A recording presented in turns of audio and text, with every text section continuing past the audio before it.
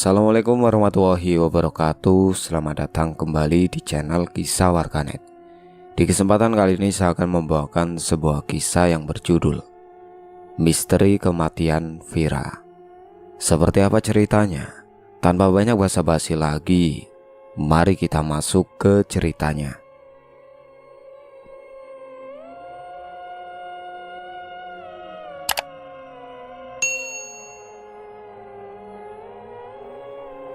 Males banget mau berangkat kerja, ucap Indah yang baru saja bangun dari tidurnya.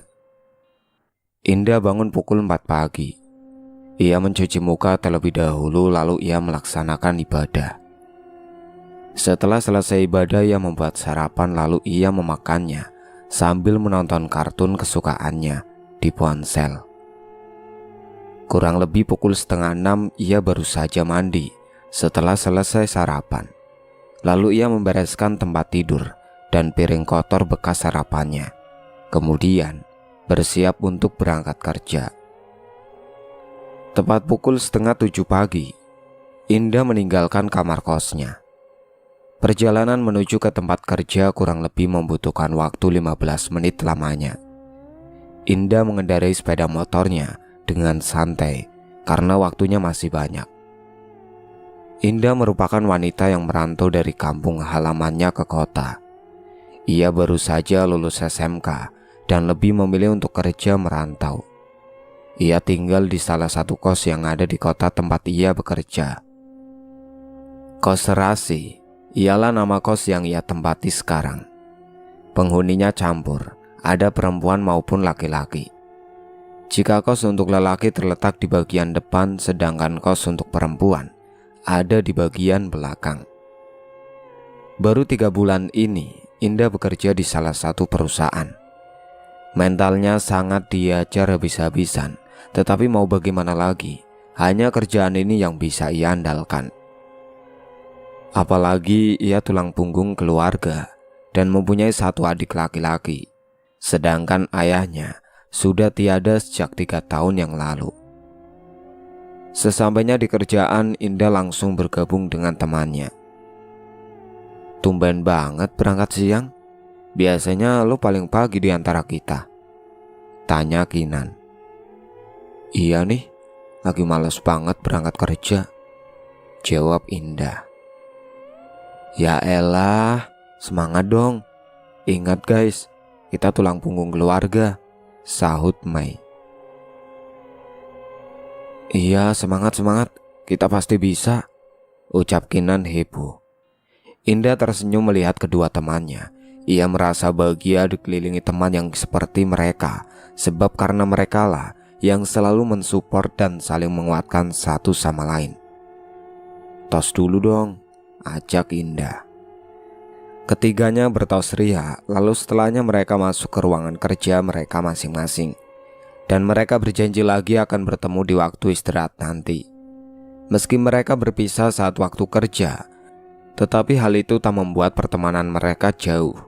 Bahkan ketiganya saling merangkul satu sama lain. Semangat Indah, kamu pasti bisa, gumam Indah saat duduk di meja kerjanya. Indah meregangkan jari jemarinya terlebih dahulu sebelum mulai bekerja. Tak lupa pula ia membaca doa supaya diberi kelancaran dalam melakukan sesuatu. Di tengah perjalanan waktu Indah bekerja, ia merasa kantuk yang teramat sangat. Untung saja di tempat kerjanya Indah menyediakan dapur pribadi, jadi ia bisa membuat kopi sendiri untuk mengusir rasa kantuk. Bikin kopi dulu deh biar gak ngantuk, ucap Indah. Indah pergi ke dapur sendiri untuk membuat kopi kesukaannya. Saat ia sedang merebus air, ia merasa seperti ada yang memperhatikannya di belakang sudut ruangan. Saat Indah meliriknya menggunakan ekor matanya, ia melihat seperti ada anak kecil di sana. Sontak Indah pun membalikkan tubuhnya untuk melihat dengan jelas. Siapa tadi? Perasaan kayak ada orang deh. Tapi kalau yang aku lihat tadi anak kecil, kan anak kecil gak boleh masuk ke perusahaan ini. Batin Indah terheran. Suara teko berbunyi. Buru-buru Indah mematikan kompornya, lalu menuangkan air rebusnya di gelas yang sudah ia isi kopi. Setelah selesai membuatnya, Indah pergi ke tempat kerjanya lagi untuk melanjutkan kerjaannya yang sempat tertunda beberapa menit lalu. Saat masih mengerjakan pekerjaannya, Indah terus saja kepikiran tentang anak kecil yang dilihatnya tadi. Meski ia bukan keturunan anak indigo, tetapi ia bisa melihat makhluk tak kasat mata. Itu pun ia tidak bisa terus melihatnya, hanya beberapa kali saja jika makhluk itu ingin menampakkan wujudnya saja. Waktu istirahat pun dimulai. Indah buru-buru mematikan laptopnya, lalu ia turun ke bawah menuju ke kantin. Sesampainya di kantin, ia melihat sudah ada kedua temannya yang menunggunya. "Lama banget sih turunnya," protes Mei. "Sorry ya, tadi nyelesain kerjaannya dulu bentar." Udah, yang penting sekarang kita udah kumpul. Ayo makan dulu, ini udah aku pesenin makanan buat lo," sahut Kinan. "Makasih nak," ucap Indah. Mereka bertiga memakan makanannya dengan tenang tanpa ada suara apapun. Setelah selesai makan, barulah mereka mengobrol sambil menunggu waktu istirahat berakhir. Saat Indah sedang mengelap mulutnya menggunakan tisu, baju dan rambutnya ketumpahan sirup. Seketika, Indah terkejut. Kedua temannya pun sama terkejutnya melihat temannya ketumpahan es sirup. "Yang benar dong kalau jalan, bawa es sirup aja gak becus," maki Mei kesal dengan wanita yang berdiri di samping Indah. "Salah siapa duduknya ngalangin jalan?" sahut wanita itu lalu berlalu pergi tanpa mengucapkan kata maaf. "Idih, buta kali ya tuh orang. Mana ada kita duduk ngalangin jalan. Kursinya aja disediainnya di sini. Bukan kita yang naruh kursi sendiri seenaknya. Cantik-cantik kok dungu," sahut Mei sewot. "Udah Mei, biarin aja, biarin," ucap Kinan yang masih berusaha membantu Indah mengeringkan bekas sirup tadi. "Udah gak apa-apa Mei, cuma bekas sirup doang kok. Bentar lagi juga kering," ucap Indah sambil tersenyum ke arah temannya supaya ia tak marah-marah lagi. "Lo tuh ya terlalu baik dah jadi orang. Sekali-kali kayak lo marah kayak aku tadi, ya minimal bilang maaf lah. Lah tadi gak ada bilang maaf apapun. Sampai sebel banget aku sama orang yang kayak gitu. Muka doang cantik, tapi kelakuan kayak setan," sahut Mei tak habis pikir dengan temannya yang masih saja bersikap santai. Padahal baju yang dikenakannya berwarna putih, ditambah terkena noda berwarna oranye, pasti susah hilang jika tidak langsung dibersihkan. Indah hanya mengedihkan bahunya, ia tak begitu mempermasalahkannya. Tiba-tiba, suara ketawa cekikikan terdengar dengan jelas di telinga Indah. "Siapa itu yang ketawa?" batin Indah. Sontak Indah langsung celingukan mencari asal suara itu berasal. Tetapi ia tak menemukan apapun di sana. Bahkan kedua temannya merasa kebingungan melihat tingkah aneh Indah, karena sedari tadi ia terus celingukan seperti mencari sesuatu. Mei dan Kinan saling berpandangan melihat Indah. Mereka mengkode menggunakan tatapan mata dan gerakan kepala. Mereka mau bertanya pun merasa sungkan, karena mereka sama takutnya jika udah berkaitan dengan makhluk goib. Lonceng bel masuk pun telah berbunyi. Ketiganya masuk ke tempat kerja mereka masing-masing untuk menyelesaikan kerjaan mereka. Singkat cerita, pada pukul 4 sore mereka sudah diperbolehkan pulang. "Semoga saja aku bisa lihat anak kecil tadi," batin Indah sambil membereskan barang bawaannya. Ia berjalan melewati lorong sendirian karena teman satu divisinya sudah turun terlebih dahulu. Saat Indah sudah sampai di depan loket, ia mendengar seperti ada seseorang yang berjalan di belakangnya. Sontak Indah melirik ke belakang, tetapi ia tak mendapati siapapun. Indah semakin mempercepat langkahnya supaya ia cepat sampai di parkiran. Alih-alih cepat sampai di parkiran, ia malah tersandung sepatunya sendiri. Sontak Indah melirik ke belakang untuk melihat siapa yang ada di belakangnya. Tetapi tak ada siapapun di sana. Ia berdiri lalu langsung berlari keluar parkiran. Sesampainya di parkiran, ia sudah tak mendapati kedua temannya.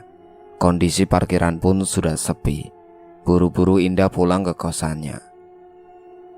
"Pak, tadi lihat cewek yang pakai sepeda motor beat hitam pakai helm karblos hitam gak, Pak?" tanya Mei. "Pakai masker apa enggak, Neng? Tadi ada 2 cewek yang baru keluar sih," tanya Pak Satpam. "Pakai, Pak. Maskernya juga sama warnanya, hitam," jawab Kinan. "Oh iya, tadi ada, Neng. Baru aja keluar. Kelihatannya sih tadi gugup banget. Beloknya aja nggak lihat-lihat dulu. Temennya Neng ya?" ucap Pak Satpam. "Iya, Pak, teman saya." "Ya udah, mari Pak, kita pamit pulang dulu ya," sahut Mei. "Iya, Neng, hati-hati di jalan, nggak usah gugup," ucap Pak Satpam lalu ia tersenyum. Mei dan Kinan meresponnya dengan tersenyum. Lalu mereka berlalu pergi. Hari ini Mei dan Kinan berboncengan karena ban motor Mei bocor, jadi sedang dibawa ke bengkel. Sepulang dari kerjaan mereka ke bengkel di mana tempat Mei membenarkan sepeda motornya.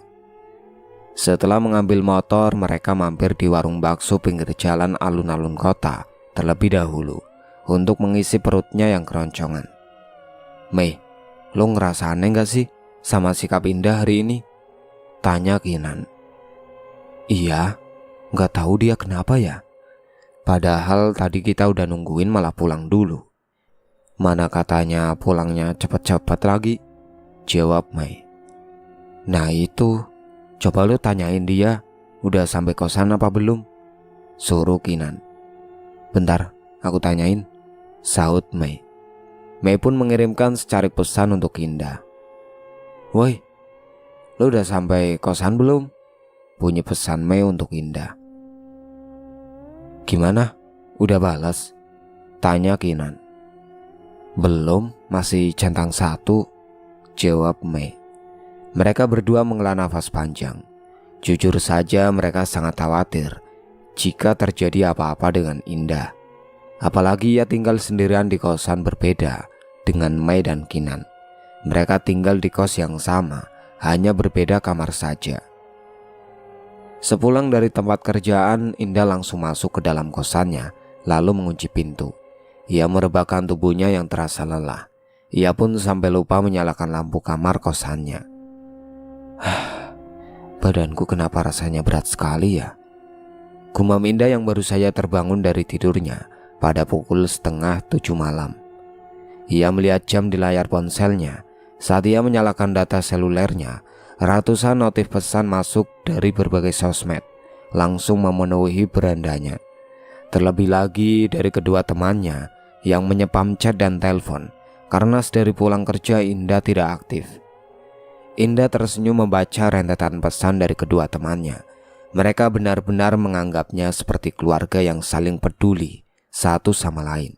Dengan cepat Indah membalas pesan dari keduanya. Ia memberitahukan kepada temannya bahwa dirinya baik-baik saja, supaya temannya tidak khawatir lagi.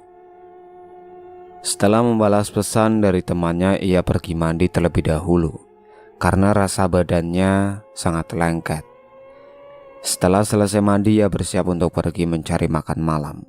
Indah hanya mengenakan celana jogger dan hoodie yang warnanya senada, dan tak lupa pula pakai masker hitam yang selalu ia pakai kemanapun ia pergi.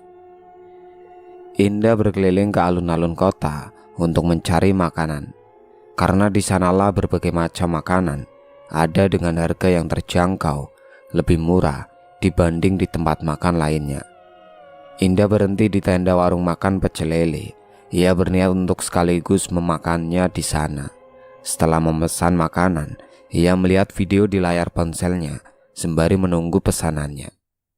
Saat ia sedang asik menonton video di layar ponselnya, ia mencium semerbak bau melati yang sangat menyengat. Padahal ia tak menggunakan parfum aroma melati dan juga tak ada orang lain yang lewat. Semuanya sibuk makan dengan makanannya masing-masing. Indah mengendus-endus pakaian miliknya, lalu ia tertuju dengan bapak-bapak yang ada di sampingnya. Indah mencoba duduk lebih dekat ke bapak-bapak itu untuk mencium aromanya. Tetapi Ia tak mencium aroma melati dari bapak itu. Bapak itu yang sadar dengan tingkah Indah pun melirik ke arahnya. Iya, saya juga cium, Neng. Gak usah dipeduliin. Lanjut aja lihat ponselnya, ucap bapak-bapak itu tiba-tiba. Hal itu membuat Indah sangat terkejut. Ia membulatkan matanya menatap tak percaya, sedangkan bapak itu malah tersenyum ke arahnya. Indah terdiam. Ia kembali ke posisi duduknya. Untung saja pesanannya sudah jadi. Ia langsung memakannya dengan lahap, sampai ia tak bisa menikmati makanannya. Setelah selesai makan, ia langsung pulang ke kosannya. Tapi sebelum ia pulang ke kosan, ia mampir ke minimarket untuk membeli berbagai macam cemilan dan minuman untuk di kosannya nanti. Kasir minimarket itu lumayan ramah. Indah memilih mutar-mutar di dalam minimarket itu. Siapa tahu ia teringin membeli sesuatu lagi. Saat ia sedang berhenti di lorong minuman, ia melihat seperti ada anak kecil berambut panjang yang sedang menunggunya di samping motor miliknya. Indah menyipitkan matanya untuk melihat dengan jelas. Tetapi saat ia menyipitkan matanya, anak kecil itu malah berlari pergi. Buru-buru Indah mengantri untuk melakukan pembayaran karena kebetulan keadaan kasir sudah sepi. Saat dia sudah membayar barang belanjaannya, ia segera keluar dari minimarket itu. Ia celingukan ke kanan kiri mencari anak kecil tadi. Anak kecil tadi mirip seperti yang aku lihat di kantor, batin Indah sambil terus celingukan. Neng, nyari siapa? Tanya tukang parkir. Indah yang merasa ada yang mengajaknya berbicara, langsung menoleh ke sumber suara. Enggak nyari siapa-siapa, Pak, jawab Indah. Motornya yang mana, Neng? Tanya tukang parkir itu. Yang itu, Pak, jawab Indah sambil menunjukkan sepeda motornya. Kirain tadi celingukan nyari adiknya Neng. Dari tadi di sini di belakang motornya Neng nangis mulu, ucap tukang parkir itu sambil memarkirkan motornya Indah. Adik? Apa jangan-jangan bapak ini juga lihat ya? Batin Indah. Kalau boleh tahu ciri-cirinya gimana, Pak? Tanya Indah. Rambutnya panjang sedada, bajunya putih lusuh, terus banyak luka di sekujur tubuhnya, Neng. Tapi mukanya nggak kelihatan, jawab tukang parkir itu. Oh gitu ya, Pak, saut Indah beruhria, tetapi dalam pikirannya ia merasa ngeri membayangkannya. Iya, Neng, ya sudah silakan, Neng, barangkali mau nyari adiknya yang tadi. Soalnya pas saya tanyain dia langsung pergi, ucap bapak-bapak itu. Iya, Pak, makasih ya, Pak. Ini uang parkirnya, saut Indah sambil menyerahkan uangnya ke tukang parkir. Gak usah, Neng, buat berobat adiknya Neng aja. Semoga lekas sembuh ya, ucapnya. Ya udah, makasih banyak ya, Pak. Saya pamit dulu. Saut Indah berlalu pergi meninggalkan tukang parkir itu. Di sepanjang jalan Indah terus kepikiran dengan anak kecil yang tadi dilihatnya.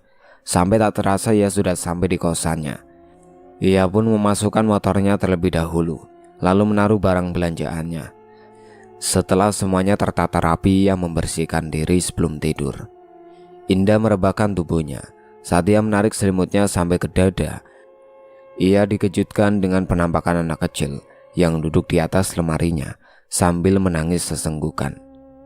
Astaga, pekik Indah terkejut. Ia langsung terbangun dari tidurnya, lalu ia terduduk di atas ranjangnya. Siapa kamu? Tanya Indah terbata. Bukannya menjawab, tangisan anak kecil itu malah semakin keras, sampai Indah menutup telinganya menggunakan bantal. Tangisannya terdengar sangat memilukan. Indah jadi tidak tega dengannya.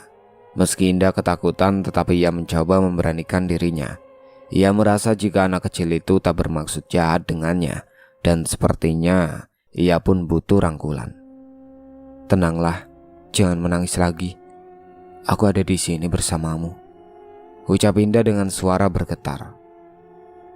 Sontak tangisan itu berhenti. Indah pun terkejut.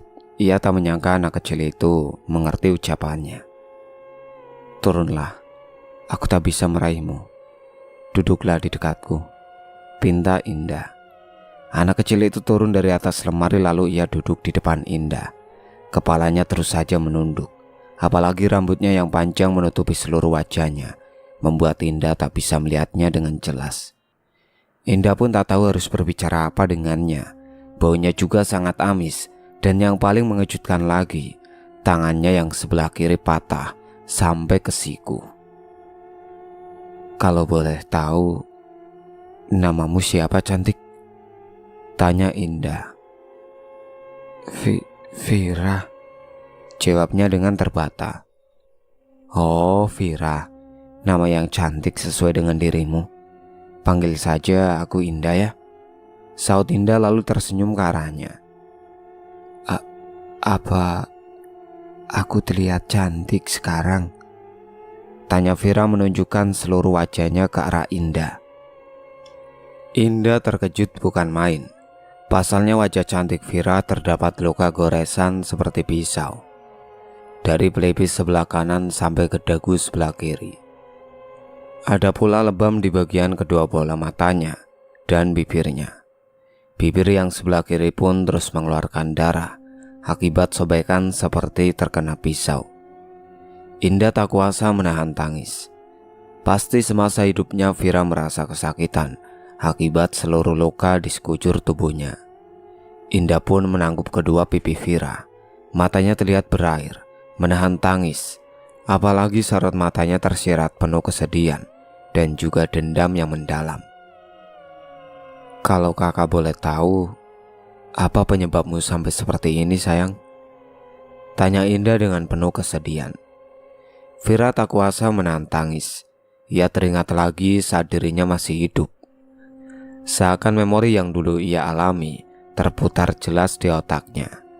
Ia pun menangis lagi, tetapi kini tangisannya tak sekencang tadi, cuma tetap saja terdengar pilu. "Orang tuaku jahat, Kak," rintih Vira. Indah langsung memeluk tubuh Vira. Ia tak peduli mau sekotor sebau apapun dirinya. Yang terpenting gadis itu merasa aman dengannya. Apalagi ini sudah menyangkut orang tua. Indah paling tidak bisa menahan tangisnya. "Tenang ya, tidak usah cerita, tidak apa-apa. Yang penting sekarang kamu jangan nangis lagi ya," ucap Indah berusaha menenangkannya. Aku akan ceritakan semuanya," ucap Vira. "Ceritalah," saut Indah. Flashback. Saat itu umur Vira masih menginjak 7 tahun. Ia merupakan anak pertama dari keluarga Bima dan Ajeng. Pada saat itu, kondisi keuangan mereka masih stabil. Saat sekolah dasar pun Vira termasuk murid anak orang yang paling kaya di kelasnya. Meski kedua orang tua Vira kaya raya, Vira tak suka mengambur-amburkan uangnya tidak jelas. Ia hanya membeli apapun sesuai apa yang dibutuhkannya. Tetapi kedua orang tua Vira selalu mengajarkannya berbagi. Jadi setiap hari Jumat, Vira mentraktir teman sekelas dan juga wali kelasnya untuk makan bersama di resto milik orang tuanya. Temannya pun suka berteman dengan Vira karena setiap bermain dengannya pasti pulangnya dibawakan cangkingan. Maka tak heran jika setiap harinya pasti ada saja temannya yang bermain ke rumah Vira. Mereka berteman dengan Vira bukan semata karena tulus berteman, tetapi karena setiap pulang main dari rumah Vira selalu mendapat cangkingan makanan. Tetapi meski kebanyakan teman Vira begitu, ada salah satu anak yang berteman dengan tulus. Padahal awalnya anak lelaki itu tidak mau berteman dengan Vira karena ia takut dikira hanya mau menikmati hartanya. Setelah ditelusuri, Vira coba mendekat ke dirinya. Ia bertanya apa alasannya tidak mau berteman. Setelahnya ia menjawab dengan jujur, malah sekarang mereka berteman dengan baik. Setiap harinya mereka selalu bermain bersama. "Angga, ayo bermain perosotan," ajak Vira. "Tidak, aku takut terjatuh, Vira," tolak Angga. Tidak apa-apa, tenang aja ada aku, ucap Vira. Vira menggandeng paksa tangan Angga ke perosotan. Ia pun mengajarinya cara menaiki perosotan dengan benar. Angga mengangguk paham. Ia pun bermain perosotan bersama. Canda dan tawa mereka melengkapi sunyinya sore hari itu di taman mini depan rumah Vira. Sudah Vira, aku lelah. Ayo beristirahat dulu, ajak Angga. Yah cemen, masa baru sebentar udah nyerah sih? Ayo main lagi Angga, saut Vira yang terus saja naik turun bermain perosotannya. Kamu saja Vira, aku mau istirahat dulu, ucap Angga yang sudah kecapean. Ya udah Angga, aku lanjut main lagi ya, saut Vira. Angga hanya mengangguk paham. Ia pun beristirahat di teras sambil merebahkan tubuhnya. Saat ia rasa sudah cukup tenaganya, Angga kembali menyusul Vira. Ia menaiki perosotan lagi tetapi tidak sengaja ada kecelakaan yang menimpa mereka. Aduh, lututku, pekik Angga kesakitan. Angga, panggil Vira terkejut karena saat mendarat, Angga terjatuh ke sandung batu yang membuat lututnya luka mengeluarkan darah. Bagaimana bisa terjadi? Tanya Vira panik. Lalu ia menuntun Angga ke teras. Aku salah saat tadi berjalan Vira. Tolong panggilkan ibuku. Aku tak bisa berjalan. Lututku sangat sakit, ucap Angga. Sebentar, aku ambilkan obat dulu ya Angga. Setelah mengobatimu, aku panggilkan ibumu, sahut Vira. Lalu ia berlari masuk ke dalam rumah. Saat Vira berlari masuk, ia tak sengaja menabrak kedua orang tuanya yang mau keluar rumah.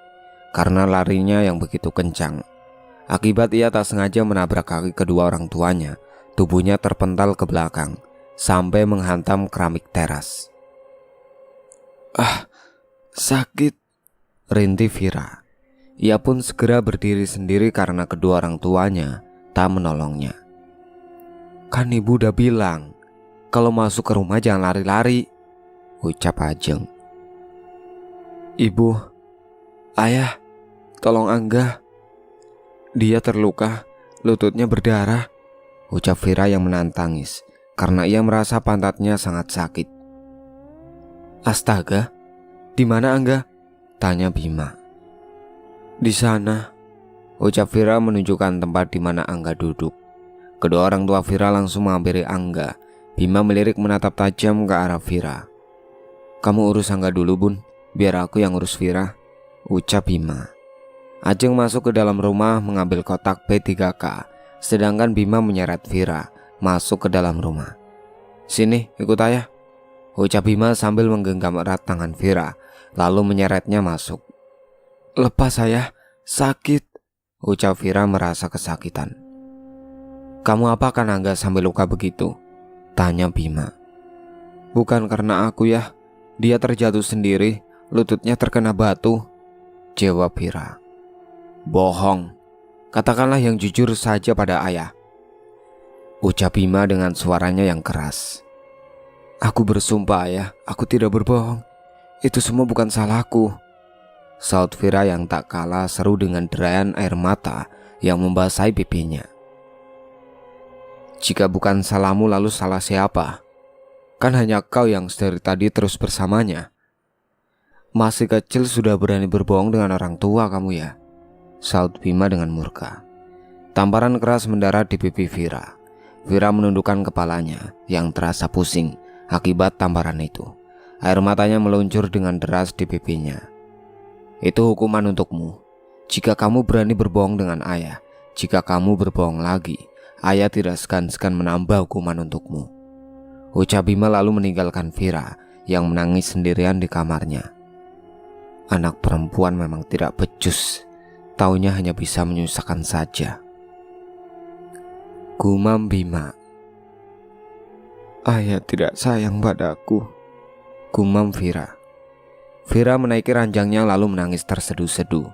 Sedangkan di sisi lain, ayo ibu antarkan pulang sayang, ajak Ajeng. Angga mengangguk lalu ia berjalan beriringan dengan Ajeng menuju ke mobilnya. Kedua orang tua Vira mengatakan Angga pulang menggunakan mobilnya, sembari ia sekalian berjalan-jalan sore Sepanjang perjalanan menuju rumah Angga, Ajeng dan Bima tak henti-hentinya mengajak Angga bercerita sampai tertawa terbahak-bahak. Mereka pun sengaja pergi ke minimarket terlebih dahulu, membelikan Angga es krim dan beberapa cemilan. Angga pikir dirinya hanya dibelikan es krim saja. Rupanya 2 kantung kresek berukuran besar yang berisi aneka macam jajanan itu untuk Angga. Angga dan ibunya banyak mengucapkan terima kasih kepada kedua orang tua Vira karena mereka sangat baik kepadanya. "Kalau ini semua untukku, lalu untuk Vira mana Om, Tante?" tanya Angga yang masih memikirkan Vira. Ia tak tahu apa yang dilakukan ayahnya saat dirinya tadi sedang diobati. "Tenang saja, nanti juga Om belikan. Ya udah, kalau begitu kami pamit pulang dulu ya," ucap Bima. "Terima kasih Ajeng, Bim. Kalian baik sekali. Hati-hati di jalannya," ucap Dela ibunya Angga. "Sama-sama Del, makanlah makanan itu ya," saut Ajeng. Lalu mereka berlalu pergi meninggalkan rumah Angga yang jaraknya kurang lebih 500 meter dari rumahnya. "Mas, aku jadi pengen punya anak cowok deh," ucap Ajeng tiba-tiba saat masih di dalam mobil. "Sama Bun, ayah juga pengen," saut Bima sambil mengelus tangan Ajeng. Bima memberinya kode melalui tatapan mata. Ajeng yang paham dengan kode yang dimaksud pun mengangguk cepat. Keduanya tersenyum lebar bahagia. Malam ini mereka memutuskan untuk menginap di hotel. Mereka tak mempedulikan dengan keadaan anak perempuannya di rumah yang mereka pikirkan hanya kesenangan mereka sendiri. Padahal Vira di rumah sendirian. Ia ketakutan, apalagi kamarnya ada di lantai 2, sedangkan orang tuanya entah pergi kemana. Vira pun tak tahu. "Pintu rumah udah dikunci kan Mas?" tanya Ajeng. "Udah aman Bun, malam ini kita puas-puasin, kita senang-senang di sini," jawab Bima lalu memeluk istrinya. Malam itu mereka memadu kasih di sebuah hotel bintang 5 yang ada di kota itu. Vira menangis sesenggukan di dalam kamarnya sendirian sampai ia ketiduran. Untung besok hari Minggu, jadi ia bisa bangun lebih siang. Sejak kejadian itulah Vira jadi jarang bermain dengan Angga. Meski Angga mengajaknya bermain berkali-kali, Vira tetap menolaknya. 4 tahun kemudian, anak kedua dari Bima dan Ajeng pun sudah lahir ke dunia yang diberi nama Wisnu, di mana kini usianya sudah berusia 3 tahun, sedangkan Vira berusia 11 tahun. Saat itu Ajeng sedang menyiapkan sarapan untuk keluarganya. Tiba-tiba ia mendengar suara rintian dari kamar Wisnu yang letaknya tak jauh dari dapur. Ajeng yang panik pun langsung mematikan kompornya. Lalu ia segera ke kamar anak keduanya. "Ya ampun sayang, kenapa bisa jatuh sih?" tanya Ajeng panik. Lalu ia menggendong anaknya agar tangisannya mereda. "Kakak mana?" tanya Ajeng kepada Wisnu. Wisnu menggeleng tak tahu. "Kak, kakak," panggil Ajeng berteriak. "Iya Bu, ada apa?" saut Vira tergantung. Ada apa? Kamu gak lihat ah? Ini adik kamu tuh jatuh dari ranjang. Bisa-bisanya masih nyantai begitu," ucap Ajeng marah kepada Vira. "Astaga, maaf Ibu, aku tidak tahu. Tadi aku masih menyiapkan peralatan sekolahku," saut Vira sambil menundukkan kepalanya. "Jagain adekmu aja gak becus. Percuma kamu ibu sekolahin. Mau jadi apa kamu ah?" bentak Ajeng kesetanan. Wisnu terus saja merengek manja. Wisnu pun memegang kepalanya yang berdenyut nyeri. Ajeng melirik Vira tajam. Ia mengempaskan tubuh Vira ke samping ranjang. Ia sengaja melakukan itu supaya Vira merasakan sakit yang adiknya rasakan. Tapi ternyata embasan Ajeng terlalu kencang, sedangkan Vira tak mampu menyeimbangkan tubuhnya. Alhasil kening Vira membentur pinggiran ranjang bayi milik Wisnu yang lumayan lancip. Seketika Vira merintih. "Rasain itu akibatnya kalau kamu gak bisa jagain adik. Biar kamu tahu yang adik rasain," ucap Ajeng lalu meninggalkan Vira sendirian di kamar Wisnu. "Kita sarapan dulu sayang. Udah, jangan nangis lagi ya," ucap Ajeng ke Wisnu yang ada di dalam gendongannya. Vira meringis kesakitan saat melihat pemandangan yang penuh kasih sayang itu di depannya. Saat ia memegang keningnya yang berdenyut nyeri, tangannya bergetar saat menyentuh keningnya. Darah. Gumam Vira melihat jarinya. Seketika air matanya pun terjun dengan bebas. Di saat dirinya yang tengah menahan sakit, ia mendengar gelak tawa kedua orang tua dan adiknya di ruang tamu. Mengapa aku harus mendapatkan perlakuan seperti ini dari kedua orang tuaku, ya Tuhan? Jika memang aku anak yang tidak diinginkan, mengapa mereka tidak membangku saja? Batin Vira, ia menangis dalam diam. Ia mengusap air matanya dengan kasar. Lalu ia mengambil kotak P3K yang ada di kamar adiknya. Ia mengobati lukanya sendiri. Ia harus tetap kuat. Ia harus tetap tersenyum. Setelah mengobati lukanya, ia keluar dari kamar, lalu pergi ke ruang makan, menyusul keluarganya untuk sarapan bersama. Tetapi saat ia sampai di ruang makan, ia melihat kedua orang tuanya sudah selesai makan. Dan ia pun sempat melihat ibunya membuang makanan yang masih tersisa di wajan. Ibu, jangan bu, jangan di... Ucapan Vira tergantung saat ia melihat rendang itu berhasil meluncur dengan bebas dari wajan ke tanah belakang rumahnya. Aku belum makan bu, ucap Vira dengan suaranya yang terdengar lemas. Gak usah manja, ibu dan ayah tidak akan membajakanmu lagi. Makanlah apa yang ada, ucap Ajeng ketus. Ayah tunggu 1 menit di dalam mobil. Kalau terlambat, ayah tinggal, ucap Bima. Vira melihat ke arah meja makan. Di sana hanya ada beberapa lembar roti dan juga selai. Dengan gerakan cepat kilat, Vira membungkus roti yang telah diberi selai ke dalam tepak makannya. Ia pun hanya membawa air mineral saja, karena ia tak sempat membuat susu sendiri. Setelah semuanya selesai, ia berlari keluar rumah, lalu masuk ke dalam mobilnya. Kurang sedetik saja dirinya hampir terlambat. Akhirnya Vira bisa bernafas dengan lega saat dirinya sudah sampai di mobil. Sampai di sini dulu ceritanya. Nantikan cerita kelanjutannya di part berikutnya. Sekian dari saya. Wassalamualaikum warahmatullahi wabarakatuh. Singkat cerita, Vira sudah pulang sekolah. Seperti biasa, ia selalu disuruh ibunya untuk menjaga adiknya. Wisnu teringin bermandi air hangat di kolam renang buatan miliknya. Vira pun meminta izin kepada ibunya. Saat ibunya mengizinkannya, Vira langsung merebus airnya terlebih dahulu. Kurang lebih 20 menit lamanya, Vira merebus air, karena air rebusannya lumayan banyak. Karena Vira sudah tak tahan ingin buang air kecil, akhirnya ia pun pergi ke kamar mandi terlebih dahulu sebelum menyusul adiknya ke depan.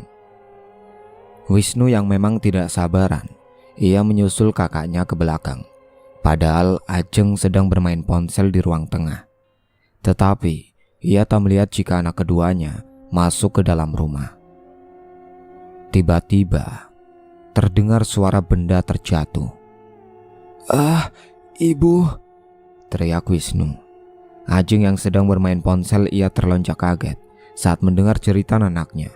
Buru-buru ia menghampiri anaknya yang ada di dapur.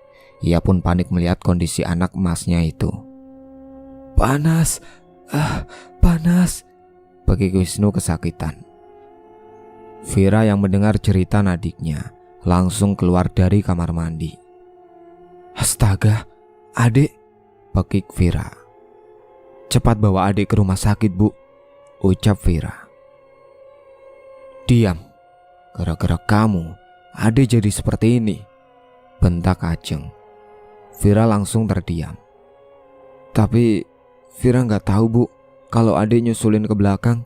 Kan ibu di ruang tengah tadi," ucap Vira berusaha membela dirinya sendiri, meski dirinya tak pernah benar di depan kedua orang tuanya.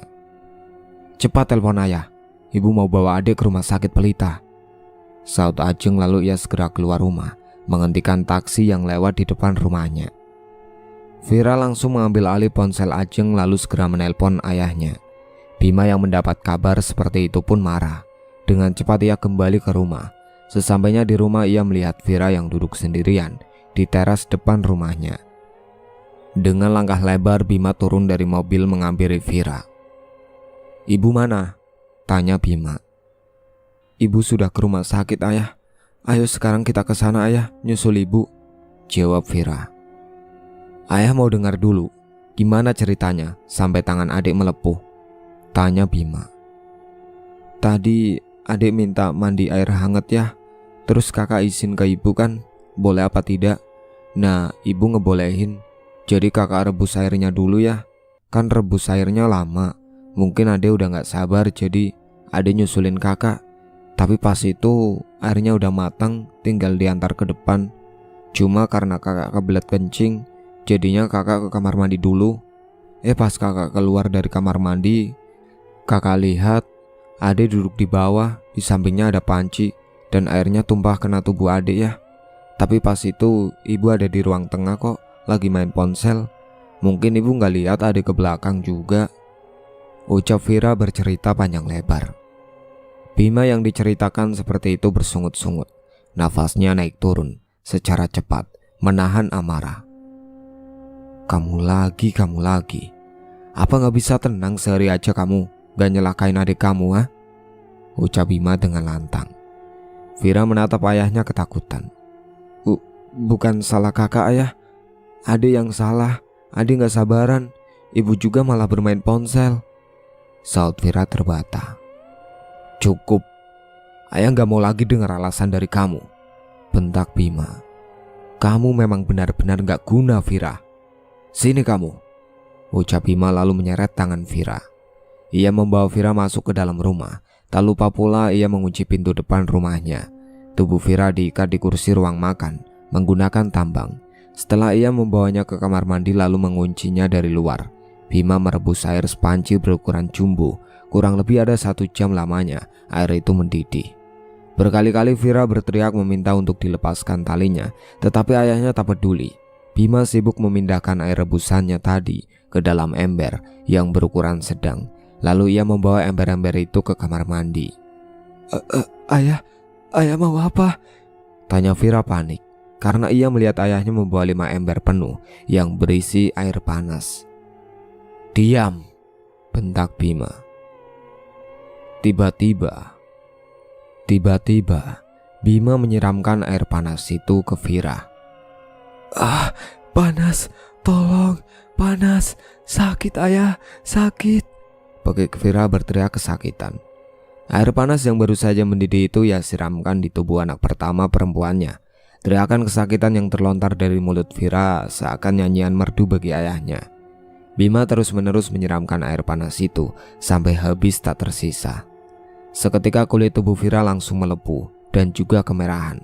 Bima langsung menyiramkan menggunakan air dingin. Bibir Vira sampai keluh untuk berbicara. Nafasnya seketika terhenti. Ia merasa sesak di dadanya. Tak cukup sampai di situ saja, Bima kembali ke dapur mengambil pisau yang tajam. Lalu ia kembali lagi ke kamar mandi dan serat. Bima memukul wajah Vira lalu ia menggoreskan pisaunya di wajahnya. Seketika darah menyiprat ke arah tubuh Bima. Tangan Vira berhasil meraih tangan Bima, seperti kode untuk menghentikan aksi keji selanjutnya. Vira pun menggelengkan kepalanya. Lalu ia berkata, Cukup ayah, sakit," rintih Vira. Bima menendang tubuh Vira sampai ia tersungkur ke bawah. Setelahnya, ia menginjak-injak tangan Vira, yang dimana tadi tangan itu memegang tangan Bima. "Najis sekali tanganmu ini menyentuhku, dasar benalu. Cih," ucap Bima menatap jijik ke arah tubuh Vira yang sudah tak layak dilihat lalu ia meludahinya. "Ayah, ibu, aku minta maaf. Aku hanya bisa merepotkan kalian. Maafkan kehadiranku di dunia ini. Aku sayang kalian," ucap Vira terbata di detik-detik nafas terakhirnya. Setelah mengatakan itu, Vira mengembuskan nafas terakhirnya. Bima yang melihatnya pun berjongkok menghampiri anaknya. Ia memegang denyut nadi di leher dan tangan Vira. "Baguslah, memang lebih baik kau mati saja," ucap Bima tanpa rasa bersalah. Ia pun membungkus tubuh Vira menggunakan plastik. Lalu ia kubur di kebun milik tetangganya, yang dimana sekarang lahan itu sudah dibeli dan kini dibangun menjadi tempat perusahaan miliknya. Setelah menyelesaikan urusannya dengan tubuh Vira, barulah Bima membersihkan dirinya sendiri. Lalu ia menyusul istrinya di rumah sakit. Flashback selesai. Indah menangis tersendu-sendu sambil terus mendekap tubuh Vira. Ia merasakan sakit seperti apa yang dirasakannya. "Sabar sayang ya. Lalu kenapa kamu belum bisa pergi dengan tenang?" tanya Indah. "Aku tidak pernah didoakan oleh orang tuaku. Aku pun masih menyimpan dendam dengan mereka," jawab Vira. "Namamu siapa? Biar kakak bantu doakan," ucap Indah. "Vira Alteza, binti Bima Fernando Alteza," jawab Vira. "Ya sudah, nanti malam kakak bantu doakan ya," ucap Indah. "Terima kasih banyak kak, tapi izinkan aku di sini ya, menjagamu," ucap Vira meminta izin. "Iya, tapi jangan mengejutkan kakak ya," sahut Indah. "Iya," sahut Vira. Setelah ia merasa Vira sudah tenang, Indah pergi ke kamar mandi untuk mengambil air wudhu terlebih dahulu. Ia beribadah lalu mendoakan untuk Vira supaya ia tenang di alamnya. Vira menatap Indah dari atas lemari yang ada di depan tempat tidurnya. Vira merasa sejuk saat lantunan ayat-ayat suci keluar dari mulut Indah. Sesekali Vira tersenyum menatap Indah yang sedang mengaji. Tetapi setelahnya ia teringat tentang sikap kedua orang tuanya dulu. Ia pergi meninggalkan Indah sendirian di kamar. Vira pergi ke tempat di mana dulu dirinya dikubur. Ia sekarang sedang menangis di dapur. Divisi Indah bekerja. Di bawah lantai itulah dirinya dikubur. Jadi ia menjadi penunggu di sana. Vira menangis sesenggukan teringat dengan kelakuan ayah dan ibunya dulu yang terus saja menyalahkannya. Padahal sepenuhnya pun bukan kesalahannya. Ia pergi ke ruangan orang tuanya yang berada di lantai paling atas, yaitu ada di lantai 16. Vira melihat bingkai foto keluarga yang dimana di sana terpampang kedua orang tuanya dan juga anak laki-laki. Sudah dipastikan jika itu pasti adiknya karena wajahnya sangat mirip dengan ayahnya. Vira menatapnya penuh kebencian. Ia merasa sangat dendam melihat senyum ketiganya yang tampak bahagia tanpa adanya kehadiran dirinya. Bahkan kematian Vira pun tak ada yang tahu. Orang tuanya pun kompak menutupi kematiannya. Jika ada yang bertanya tentang dirinya pun, pasti mereka mengatakan jika Vira telah diasuh oleh orang lain. Sudah cukup kalian merasakan kebahagiaan selama 15 tahun ini. Kini giliran kalian yang harus merasakan apa yang aku rasakan. Batin Vira penuh dendam lalu ia meninggalkan ruangan itu. Vira pergi ke rumah orang tuanya. Saat ia melihat di sana ketiganya sedang berkumpul di ruang tengah menonton film komedi kesukaan mereka. Ketiganya tertawa terbahak-bahak saat menontonnya. Saat mereka tengah asik menonton, tiba-tiba lampu di ruangan itu berkedip-kedip dengan cepat. Ketiganya seketika terdiam dan saling pandang satu sama lain. "Listriknya mau habis kah, Bun?" tanya Bima kepada Ajeng. "Enggak kok, baru juga kemarin Bunda ngisi tokennya ya," jawab Ajeng. "Bunda lupa kali, mungkin perasaan Bunda aja baru ngisi," sahut Wisnu. "Enggak, Bunda gak lupa. Emang benar kemarin Bunda baru ngisi kok," ucap Ajeng. "Coba sana kamu cek," suruh Bima ke Wisnu. "Ih, kok aku sih ya? Gak mau ah," tolak Wisnu.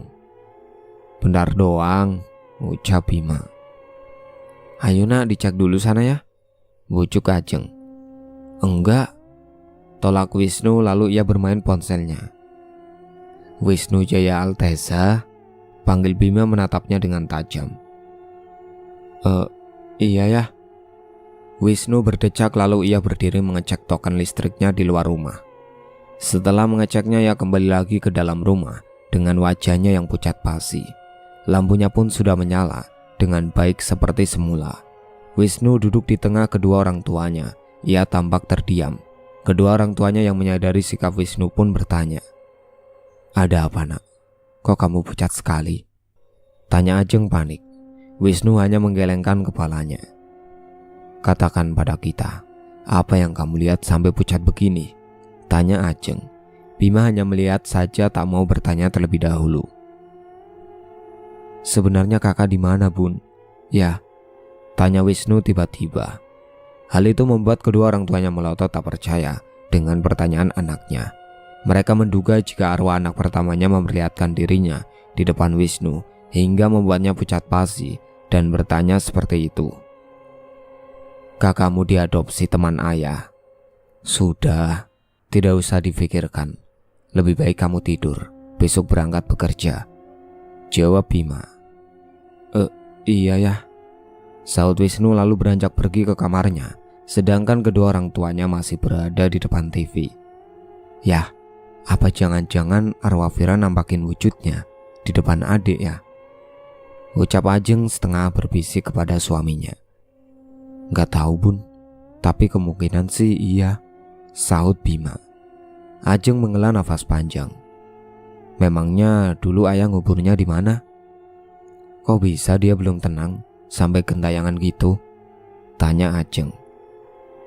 Ayah ngubur di bawah perusahaan kita, Bun, jawab Bima.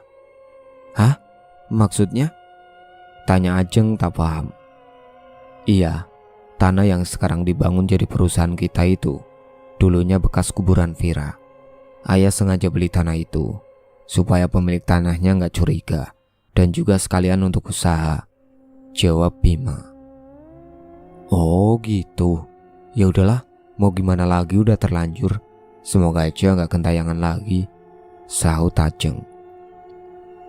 Bingkai foto keluarganya yang ada di belakang sofa mereka duduk itu tiba-tiba terjatuh dan kacanya pun pecah berkeping-keping. Keduanya saling pandang satu sama lain. Mereka menelan salivanya dengan susah payah. Tak banyak bicara, keduanya langsung pergi ke dalam kamarnya. Tak lupa pula mereka mengunci pintunya. Lalu mereka beristirahat sampai pagi hari tiba. Seketika gelak tawa Vira melihat kedua orang tuanya ketakutan. Vira pun tadi merasa puas saat menampakkan wujudnya di depan adiknya. Padahal ia sudah menampakkan wujudnya sesempurna mungkin, tetapi ternyata adiknya itu masih saja ketakutan. Keesokan paginya, saat Wisnu baru bangun tidur, ia keluar dari kamarnya. Betapa terkejutnya ia saat melihat bingkai foto keluarganya pecah. Dan saat ia melihat fotonya itu, ia mengambilnya. Bersiaplah merasakan penderitaan yang saya rasakan selama 15 tahun terakhir. Tulisan itu ditulis dengan darah di atas foto keluarga. Wisnu yang melihatnya pun ia langsung membacanya dengan pelan. Ia tampak kebingungan saat melihat tulisan itu. Bersiaplah merasakan penderitaan yang aku rasakan selama 15 tahun terakhir, gumam Wisnu setelah mengartikan tulisan itu. Ia tampak terheran dengan maksud tulisannya, dan ia sendiri pun tak tahu apa kaitannya dengan 15 tahun terakhir, karena pada saat itu ia masih berusia 3 tahun. Wisnu pun menggedor-gedor pintu kamar kedua orang tuanya yang masih tertutup rapat. Tok tok tok. Ya, Bun, buka pintunya, panggil Wisnu sambil mengetuk pintu kamar orang tuanya berkali-kali. Tak lama kemudian pintu itu terbuka, menampakkan bundanya, kantung matanya menghitam. Akibat tidak bisa tidur nyenyak semalaman. Ada apa, Dik? Pagi-pagi begini udah ribut aja? Tanya Ajeng kepada anaknya. Lihat ini, Bun, aku nemuin ini, jawab Wisnu sambil menunjukkan foto itu kepada ibunya. Ajeng mengambil foto itu dari tangan Wisnu. Saat ia membacanya, ia tercengang dengan maksud tulisannya. Apalagi tulisan itu ditulis menggunakan darah. Ajeng menelan salivanya dengan susah payah. Ia takut jika kemunculan anak pertamanya membawa petaka baginya karena menaruh dendam kepada mereka. Bun, kok diem aja sih? Maksudnya apa, Bun? Siapa yang nulis? Apa kaitannya dengan 15 tahun lalu? Kenapa begini? Rentetan pertanyaan dari Wisnu membuat Ajeng pusing untuk menjawabnya. Gak apa-apa, mungkin ini orang iseng aja. Udah sana mandi dulu aja, terus sarapan. Bunda mau nyiapin sarapannya, ucap Ajeng lalu mengelus puncak kepala Wisnu. Wisnu mematung menatap punggung ibunya yang berjalan menjauh menuju ke dapur. Seperti ada yang ditutupi dariku, tapi apa?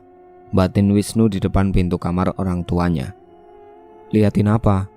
tanya Bima yang baru saja terbangun dari tidurnya.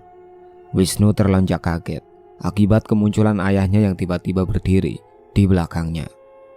"Nggak lihat apa-apa ya, Wisnu mandi dulu," jawab Wisnu lalu berlalu pergi dari hadapan ayahnya. Bima hanya mengedikkan baunya. "Ah!" teriak Ajeng dari arah dapur. "Ada apa, Bun?" tanya Bima panik setelah sampai di dapur. Darah ya," jawab Ajeng sambil menunjuk ke botol saus. Bima pun mengambilnya, lalu ia mengeceknya sendiri. "Mana ada, ini saus, Bun, bukan darah. Bunda mah ngagetin aja. Itu cuma halusinasinya Bunda aja kali. Gara-gara semalam mungkin," ucap Bima. "Ya, Bunda takut," ucap Ajeng. "Takut kenapa lagi?" tanya Bima yang telah kehilangan moodnya gara-gara istrinya tadi. "Ini," ucap Ajeng sambil menyerahkan foto keluarga kepada Bima. Bima mengambil foto keluarga itu, lalu ia membaca tulisannya. "Bukannya ini foto yang semalam jatuh sendiri, Bun? Kok bisa ada tulisan begini?" tanya Bima. "Gak tahu ya, itu aja tadi yang nemuin Ade bukan Bunda. Bunda takut kalau arwah Vira masih berkeliaran di sini," jawab Ajeng. "Hari ini kita sementara tidur di apartemen dulu, Bun, untuk sementara waktu, sambil ayah nyari rumah baru lagi," ucap Bima. Ajeng menganggukkan kepalanya. Ia pun melanjutkan masaknya yang sempat tertunda. Lalu setelahnya mereka sarapan bersama. "Kemasi barang-barang kamu ya, Dik. Hari ini kita tidur di apartemen dulu sampai ayah nemuin rumah baru lagi," ucap Bima setelah menyelesaikan sarapannya. "Kok mendadak banget ya?" tanya Wisnu keheranan. "Iya, sebenarnya udah dari lama yang rencanain ini, tapi baru ini waktu yang tepat. Iya kan, Bun?" ucap Bima sambil melirik ke arah istrinya. "Iya sayang, gak usah gugup. Hari ini kamu gak usah berangkat kerja juga gak apa-apa. Toh yang megang perusahaan juga kamu. Yang penting bilang ke asisten kamu biar tahu," saut Ajeng. "Iya, Bun, ya," ucap Wisnu. Ketiganya sibuk mengemasi barang-barang yang akan mereka bawa. Sedangkan di sisi lain, Indah sudah sampai di tempat kerjanya. Saat waktu istirahat tiba, ia tak pergi ke kantin karena ia membawa bekal sendiri. Ia memakannya di dapur divisi sambil menemani Vira. Dengan setianya Vira duduk dengan tenang sambil menunggu Indah selesai makan. Barulah ia mengajaknya berbicara. "Kamu semalam pergi kemana? Kakak cariin gak ada?" tanya Indah sambil mencuci bekas tepak makanannya. "Hehe, aku semalam kesini, Kak. Aku gak kuat pas kakak doain aku. Aku ingat kejadian dulu lagi," jawab Vira. "Tapi gak ngelakuin aneh-aneh kan?" tanya Indah. "Enggak kok, Kak, aman," jawab Vira menyengir mengerikan. Untung Indah kini mulai terbiasa, jadi ia tidak takut lagi. "Ngobrol sama siapa lo? Masih waras kan lo, Indah?" tanya Gilang yang tiba-tiba masuk ke dalam ruangan itu sambil memegang kening Indah. "Apaan sih, Lang? Astaga, aku masih waras ya," saut Indah. Vira tertawa cekikikan melihat muka sebal Indah yang menurutnya lucu. Indah yang melihat Vira tertawa bahagia pun ia tersenyum, sampai ia lupa di depannya ada Gilang yang menatapnya dengan tatapan aneh. Gilang mencoba melihat ke arah di mana Indah melihat, tapi ia tak mendapati siapapun. "Dasar bocil sinting," ucap Gilang sambil menggeleng-gelengkan kepalanya, lalu berlalu pergi meninggalkan Indah. Indah yang mendengar ucapan Gilang langsung memasang raut wajah cemberut. Hal itu justru malah membuat Vira semakin tertawa terpingkal-pingkal. "Puas banget kamu ya ngetawain kakak," ucap Indah pura-pura marah ke arah Vira. "Hehe, maaf Kak, soalnya kakak lucu," sahut Vira. "Ya udah, kakak mau lanjut kerja dulu. Kamu baik-baik di sini ya," ucap Indah. Vira mengangguk patuh. Setelah kepergian Indah, Vira kembali termenung. Ia merasa bosan jika hanya berdiam diri di situ. Akhirnya ia memutuskan untuk berkeliling di sekitar kantor untuk menakut-nakuti para pekerja yang ada di situ. Sebelumnya Vira pergi ke ruangan tempat kerja ayahnya. Ia mengacak-acak seluruh barang yang ada di sana. Tak lupa pula, ia meninggalkan jejak di sana supaya ayahnya tahu jika dirinya dekat dengannya. Setelah puas bermain-main di ruangan ayahnya, Vira pergi meninggalkan ruangannya. Tiba-tiba terdengar suara erangan dari Anita, sekretaris Bima, yang baru saja masuk ke ruangan itu. Ia terjatuh pingsan melihat keadaan ruang kerja Bima yang berantakan dan penuh darah di mana-mana. Apalagi ada jejak kaki anak kecil yang berwarna merah karena darah. Bima yang masih sibuk mencari rumah pun ia mendapati panggilan telepon oleh tangan kanannya. "Ada apa, Will? Kan aku sudah bilang, kau ambil alih dulu hari ini. Aku tidak masuk, masih ada urusan," ucap Bima di seberang telepon. "Gawat, ruang kerjamu sangat berantakan, Bim. Kau cepatlah kemari. Anita sampai pingsan saat tadi kusuruh ambil berkas di ruanganmu," sahut Willy. "Baiklah, aku kesana sekarang," ucap Bima lalu memutus sambungan teleponnya sepihak. Ia mengendarai mobilnya dengan kecepatan penuh menuju perusahaannya yang kedua. Sedangkan perusahaan yang pertama, anaknya lah yang mengambil alih. Ini pasti ulahmu, Vira. Sesampainya di tempat kerja, Bima langsung menuju ke ruangannya. Saat berjalan, semua karyawan yang ada di situ pun menatapnya dengan penuh tanda tanya. Bima tak memperdulikan hal itu. Ia terus berjalan ke ruangannya. Saat ia tiba di ruangan, ia terkejut karena sudah ramai karyawan yang sibuk melihat ke dalam ruangannya itu. "Minggir semua," ucap Bima. Sontak karyawan yang dari tadi mengintip pun semuanya menepi. Bima shock bukan main, terlebih tulisan yang ada di meja kerjanya. Permainan baru saja dimulai. Gumam Bima membaca tulisan yang ada di meja kerjanya. Dan lebih parahnya lagi, di tembok banyak tulisan mati menggunakan darah. Semuanya keluar dari ruangan ini, pinta Bima, lalu ia menutup pintu ruangannya. Ia terduduk lemas di kursi mejanya. Kericuhan ini sudah sampai di telinga Indah. Indah pun tahu jika itu semua pasti ulah Vira. Tetapi ia tak mungkin mau ikut campur urusannya. Mungkin dengan cara seperti itu membuat Vira tenang. Gelak tawa Vira menggelegar seisi ruangan kerja Bima. Bima yang tadinya menundukkan kepalanya, kini ia menatap ke seisi ruangan. Hanya ada dirinya sendiri di sana. Willy pun sudah meninggalkan ruangan itu dan ia berada di ruangannya sendiri. Keadaan di luar ruangan Bima pun tampak sepi, tak ramai seperti tadi. "Vira, kaukah itu?" tanya Bima. Lalu ia berdiri dari duduknya. Tak ada sahutan apapun. Hanya ada suara cekikikan yang sangat memekakan telinga hingga membuat Bima menutup telinganya dengan kedua tangannya. "Hentikan. Muncullah, kau jangan mengumpat saja," tantang Bima dengan suaranya yang lantang. Tak lama kemudian Vira muncul tepat di hadapan Bima. Seketika Bima terpekik, terkejut sampai ia terduduk di bangkunya. Vira tertawa cekikikan. "Mau apa? Pergilah. Jangan menggangguku apalagi keluargaku," usir Bima. Mendengar kata keluarga membuat Vira semakin menaruh dendam dengannya. Ia menatap Bima tajam, menahan amarahnya.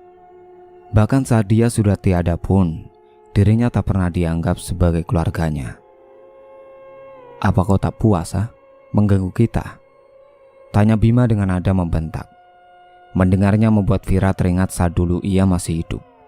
Kedua orang tuanya terus menggunakan nada tinggi jika berbicara dengannya. Vira masih diam di depan Bima. Ia berusaha menetralkan emosinya. "Mengapa kau melakukan ini semua kepadaku, ayah?" tanya Vira dengan suaranya yang bergetar. "Kau tak pernah kuanggap bagian dari keluarga kita, Vira. Kau anak perempuan yang hidupnya hanya menyusahkan saja. Aku dan Ajeng hanya menganggap Wisnu sebagai anak kita karena dia anak lelaki yang mampu meneruskan perusahaanku," jawab Bima. "Ingat, hanya Wisnu Jaya Alteza, anak lelaki tunggal dari keluarga Bima Fernando Alteza dan Ajeng Dewi Puspita," ucap Bima diakhiri dengan gelak tawanya yang berbahagia. Air mata Vira mengucur deras mendengar pernyataan yang keluar langsung dari mulut ayahnya. Mengapa kalian tak menggugurkan aku saja saat masih di dalam kandungan ya? Mengapa? Percuma aku dilahirkan jika sebenarnya kehadiranku tak diinginkan. Bahkan aku tak pernah kalian anggap dan sampai dibunuh secara sadis oleh ayah kandungku sendiri, ucap Vira dengan derayan air matanya. Kalian tega, kalian jahat, kalian manusia berhati iblis. Kalian tak pantas hidup dengan tenang. Akan kuantarkan kalian ke neraka sekarang juga, ayah. Terimalah pembalasanku. Pekik Vira yang sudah tak mampu menahan rasa sakit hatinya kepada ayahnya. Vira mencekik leher Bima dengan kuat sampai ia kehabisan nafas. Ia mengangkatnya ke atas lalu membenturkannya ke dinding dengan keras sampai tempurung kepalanya retak dan mengalami pendarahan. Tak sampai di situ saja, Vira mencakar-cakar tubuh Bima dengan kukunya yang tajam. Saat masih mencakarnya, ia melihat ada gunting di atas meja kerja Bima. Ia pun mengambilnya. Hentikan. Dasar anak iblis tak punya hati. Kau tega dengan ayahmu sendiri. Pekik Bima dengan sisa tenaganya. Kaulah iblisnya, ayah. Pekik Vira diakhiri dengan gelak tawanya yang menggelegar. Gunting itu menancap tepat di bagian jantung Bima.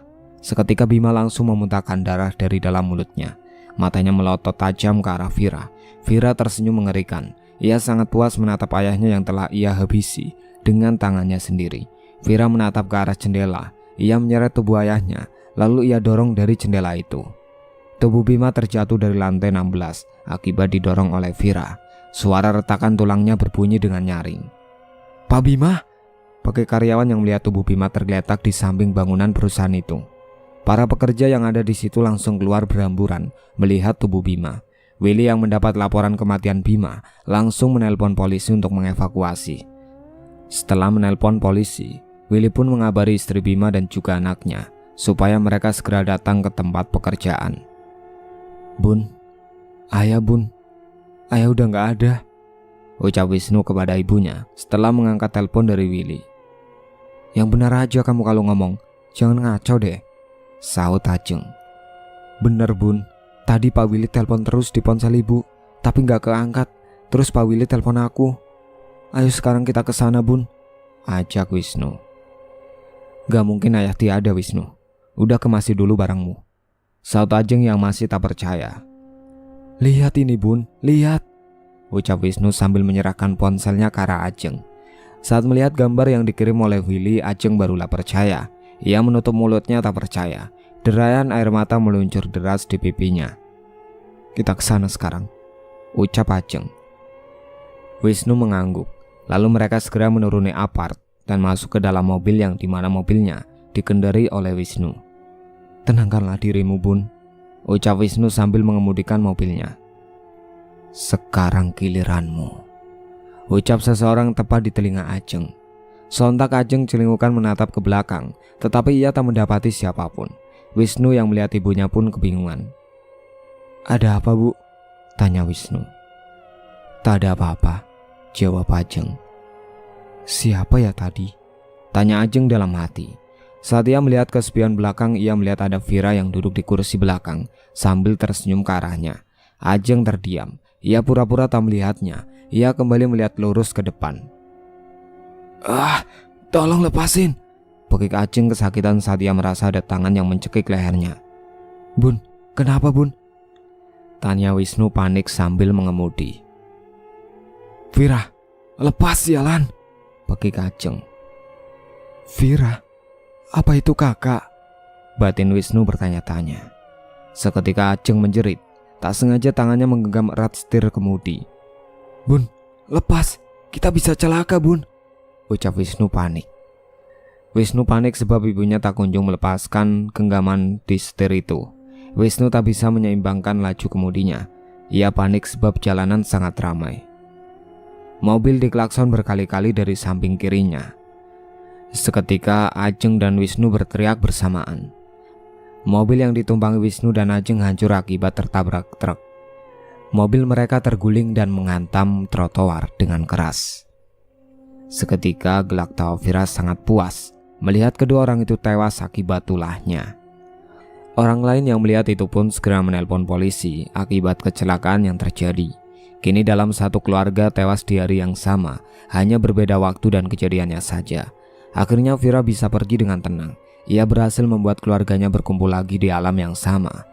Perusahaan milik Bima pun semuanya diambil alih oleh Willy, tetapi itu semua tak berlangsung lama karena perusahaan itu menjadi sangat angker dan Willy pun kerap kali mendapati mimpi-mimpi aneh. Akhirnya daripada ia terus kepikiran, ia membongkar habis perusahaan itu. Lalu saat ia memerintahkan beberapa orang untuk menggali tanahnya, mereka menemukan sesuatu. "Pak, mayatnya masih ada," ucap salah satu bapak-bapak yang menggali tanah itu. Willy pun mendekat ke arahnya dan benar saja, seperti yang dikatakan bapak tadi, bahwa masih ada sisa kerangka tulang di sana. "Amankan Pak, dan segeralah dikubur dengan layak," pinta Willy. Sore harinya kerangka tulang Vira langsung dimakamkan dengan layak. Tak lupa pula mereka mendoakan arwahnya supaya tenang. "Semua keinginanmu sudah berhasil penuhi Vira. Tenanglah di alam sana," batin Willy setelah selesai mendoakan Vira. Seketika angin berembus di sekitarnya. Sontak Willy menatap ke sekitar. Ia pun paham mungkin tadi Vira yang lewat di sampingnya sebagai bentuk rasa terima kasih. Willy tersenyum karena ia berhasil menguburkan jenazah anak dari sahabatnya itu dengan layak, meski ia pun tak tahu kematiannya itu karena apa. Malam harinya Vira menemui Indah. Ia melihat Indah masih melihat drama di laptopnya. Indah yang peka dengan kehadiran Vira pun ia mempersilakannya untuk duduk di sampingnya. "Kemarilah adik kecil," ucap Indah. "Kak, urusanku sudah selesai. Aku pamit pergi ya. Terima kasih sudah menganggapku ada," ucap Vira lalu ia tersenyum ke arah Indah. "Syukurlah jika urusanmu sudah selesai. Pulanglah dengan tenang ya. Kakak di sini selalu merindukanmu," sahut Indah. "Kalau kakak rindu aku, lihatlah bintang di langit, Kak. Aku ada di salah satunya dari bintang yang bersinar itu," ucap Vira. Indah mengangguk. Ia tak kuasa menahan tangisannya melepas kepergian Vira yang sudah dianggap seperti adik kandungnya sendiri. Vira melambai ke arahnya. Indah pun melambaikan tangannya. Seketika tubuh Vira menghilang seperti asap. "Semoga kamu tenang di alam sana, Vira Altesa," batin Indah. Itulah akhir cerita yang berjudul Misteri Kematian Vira. Sekian dari saya. Wassalamualaikum warahmatullahi wabarakatuh.